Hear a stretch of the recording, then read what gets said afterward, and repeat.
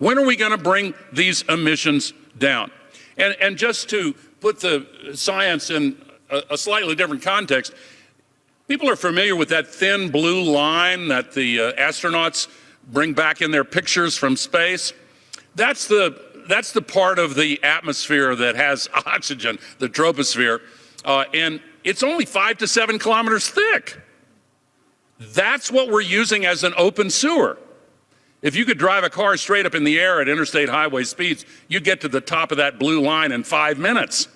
And all the greenhouse gas pollution would be below you. We're still putting 162 million tons into it every single day. And the accumulated amount is now trapping as much extra heat as would be released by 600,000 Hiroshima-class atomic bombs exploding every single day on the Earth. That's what's boiling the oceans, creating these atmospheric rivers and the rain bombs and sucking the moisture out of the land and creating the droughts and melting the ice and raising the sea level and causing these waves of climate refugees predicted to reach 1 billion in this century. Look at the xenophobia and political authoritarian trends that have come from just a few million refugees. What about 1 billion? We would lose our capacity for self-governance on this world.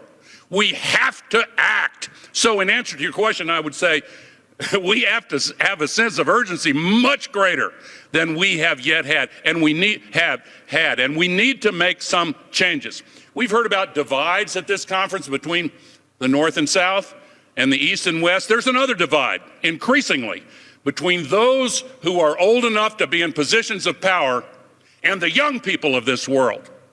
Greta Thunberg was just arrested in Germany. I agree with her efforts to stop that coal mine in Germany. Young people around the world are looking at what we're doing. They look at the World Bank and they say, oh, you've got a climate denier in charge of the World Bank, so why are you surprised that the World Bank is completely failing to do its job? Secretary General says that. Everybody knows the World Bank is failing badly. Now we have the COP process.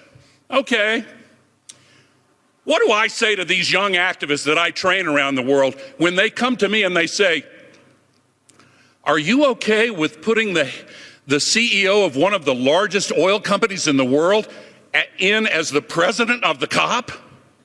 Is that really okay? Well, it's not whether he's a nice guy or not, or whether he's intelligent.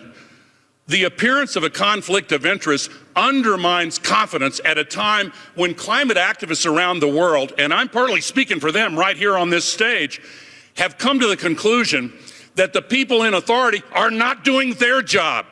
There's a lot of blah, blah, blah, as Greta says. There are a lot of words, and there are some meaningful commitments, but we are still failing badly. We need to have a supermajority process instead of unanimity in the COP. We cannot let the oil companies and gas companies and petrostates tell us what is permissible. In the last COP, we were not allowed to even discuss scaling down oil and gas.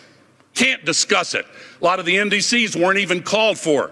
Are we going to be able to discuss scaling down oil and gas in the next COP? Or putting the oil industry in charge of the COP? Is that going to tell young people around the world, we've just decided to not even disguise it anymore? Let me finish with this point on the industry. You've had problems in your area where you tried to get legislation and the oil and gas industry came in and fought you, right? In my state, same thing. Every piece of pro-climate legislation at the national level, the regional level, the local level, municipal level, the oil and gas industry and the coal industry, they come in and fight it tooth and nail.